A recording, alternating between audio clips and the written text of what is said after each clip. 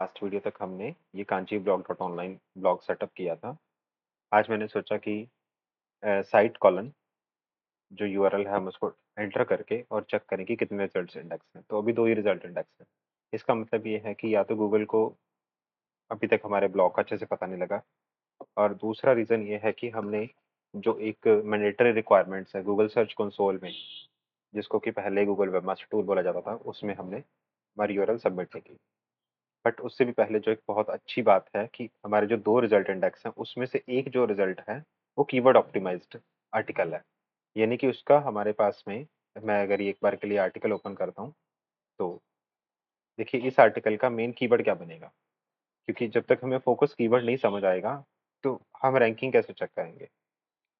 तो हमारी स्टेप कैसे होती है कि रैंकिंग चेक करने के लिए? हमने क्या करना होता है, पहले टाइटल को कॉपी करो, यहाँ से हम प्राइवेट विंडो ओपन करेंगे और यहाँ पे हमने टाइटल को पेस्ट किया और एंटर प्रेस कर दिया। यानी कि हमने गूगल के अंदर वो टाइटल डाला और फिर हमने चेक करना है कि ये, अगर मैं गूगल के अंदर चेक कर रहा हूँ, तो पहले कुछ रिजल्ट वीडियोज़ के हैं एंड देन कोरा के हैं, देन ये जो ब्लॉग है अपना रैंक कर रहा है, दैट्स गुड।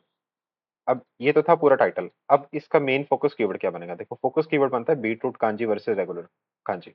ये हमारा मेन फ़ोकस कीवर्ड था।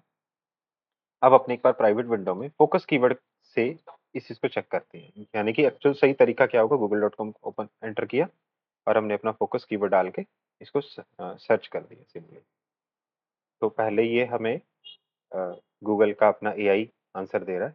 फिर अपने देखते हैं कि हमारा जो ब्लॉग है वो भी रैंक कर रहा है। तो इससे हमें ये तो पता लगा कि हम जो आर्टिकल लिख रहे हैं, चलो ठीक है, कुछ हद तक अच्छा है या काफ़ी अच्छा है।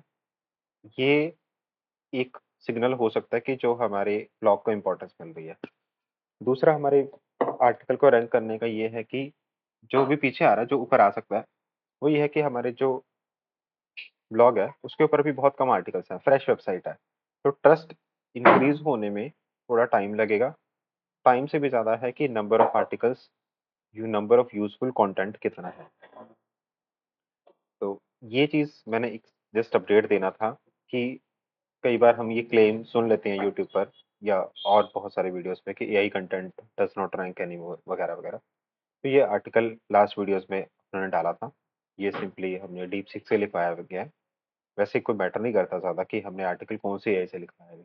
मैटर ये करता है कि आर्टिकल के अंदर कंटेंट जो है वो वैल्यूएबल कितना है, यूज़र को समझ आने वाला कितना है। देखो, beetroot kanji versus regular kanji, सीधी-सीधी बात, क्लियर कट क्वेश्चन है और क्लियर कट ही इसका आंसर है। क्या कि डिफरेंस क्या है, इंग्रेडिएंट का ब्रेकडाउन यहाँ पर बता दिया कि बीटरूट कांजी है, रेगुलर कांजी। ठीक है जी, यानी ब्लैक कैरेट प्लस मस्टर्ड। हालाँकि रेगुलर में देखिए कैरेट कितने टाइप की आती है, कैरेट 3-4 टाइप की होती है, जैसे ब्लैक कैरेट हो गया, ब्लैक कैरेट मतलब पर्पल टाइप, पर्पल सी कैरेट होती है। दूसरा रेड कैरेट है, आम आती है जो मार्केट में, और एक ऑरेंज कैरेट है जो गर्मियों में ऑरेंज कैरेट कैरेट चलती रहती है। तो या फिर एक व्हाइट कैरेट भी है। तो अब ये किसको रेगुलर बोल रहे हैं? इस केस में इन्होंने ब्लैक कैरेट को रेगुलर बोला है। हम क्या कर सकते हैं कि हम इसके लिए भी अलग-अलग आर्टिकल बना सकते हैं कि black carrot kanji versus beetroot kanji, uh, white carrot kanji versus beetroot kanji और ऑरेंज कैरेट। इस तरीके से हम जितने भी हम वेरिएशंस बनाना चाहें वो बना सकते हैं। तो देखो पहले इंग्रेडिएंट्स को ब्रेक डाउन कर दिया, फिर न्यूट्रिशन को कंपेयर कर दिया 100 एमएल के अंदर। फिर हमने क्या किया, टेस्ट एंड वर्सैटिलिटी, हाँ, ठीक है? तो ये भी बता दिया, हेल्थ बेनिफिट्स कंपेयर कर दिए और मिथ्स क्या हो सकते हैं, कि मिथ ये है कि ऑलवेज हेल्थियर, ठीक है? ट्रुथ क्या है, regular kanji win for pet health due to higher fibre. तो देखो, आम ये रहता है कि नहीं beetroot kanji is always good, तो नहीं ऐसा कुछ नहीं है, बीटरूट कांजी और इवन कि अपने दोनों को बेनिफिट लेने के लिए क्या कर सकते हैं, कुछ बीटरूट और कुछ रेगुलर। ख़ैर अभी यहाँ पर ये कांजी का एनसाइक्लोपीडिया नहीं चल रहा, ये सिर्फ़ ये बताने की कोशिश की जा रही है कि जब हम यूज़र को वैल्यू प्रोवाइड करेंगे, वैल्यू प्रोवाइड करने वाला आर्टिकल लिखेंगे, प्लस वो टॉपिक कवर करेंगे जो गूगल के अंदर या तो क्लियरली डायरेक्टली कवर नहीं है पहले से, ठीक है? या फिर कवर भी है तो उसमें प्रॉपर इन्फॉर्मेशन नहीं है, तो हमें प्रेफ़रेंस मिलने के चांसेस बढ़ जाते हैं। क्लियर सिग्नल जो मैंने लास्ट की काफ़ी वीडियोज़ में बताया है कि हमें सबसे पहला क्वेश्चन ये होना चाहिए कि जो मेरा फ़ोकस कीवर्ड है, अगर उससे यूज़र आएगा, तो क्या वो यूज़र सैटिस्फाई हो जाएगा? ऐसा तो नहीं कि मैंने बहुत ही बोरिंग, बहुत ही ज़्यादा इतना टेक्निकल कोर टेक्निकल लिखा है। क्योंकि देखो इस चीज़ को पढ़ने वाली ऑडियंस कैसी होगी?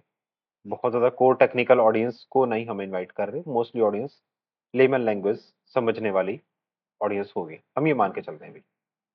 तो हमें उसी लैंग्वेज में इसको बताना है।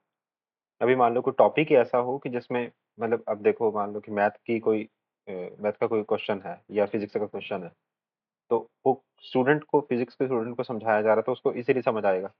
अब दूसरे को समझाया जा रहा है तो हम कितना भी एक्सप्लेन करने की कोशिश करें तो वो जो जितना भी एक्सप्लेन करने की कोशिश करें वो उसको फिर लेमन के टच से लेना पड़ेगा। तो इस चीज़ को हमें क्लियर करना है कि जिसको हम जो चीज़ समझा रहे हैं उसका माइंडसेट क्या है, तो क्या हमने उसके माइंडसेट के अकॉर्डिंग आंसर दिए कि नहीं दिए। अब इसको हम बहुत बड़ा-बड़ा आर्टिकल लिख देते। हालाँकि बहुत सारे केस स्टडीज़ ऐसी मिलेंगी कि long article rank well, but फिर लॉन्ग के साथ-साथ में बोरिंग नहीं होना चाहिए। नहीं तो यूज़र फिर लीव करेगा। फिर गूगल के पास में सिग्नल क्या गया, ये आर्टिकल एन्जॉयिंग नहीं है। मतलब यूज़र बोर हो गया। तो स्ट्रेट फॉरवर्ड आंसर भी दो, और थोड़ा डिटेल भी दे दो। इस वीडियो में इतना ही, मिलते हैं नेक्स्ट वीडियो में, तब तक के लिए गुड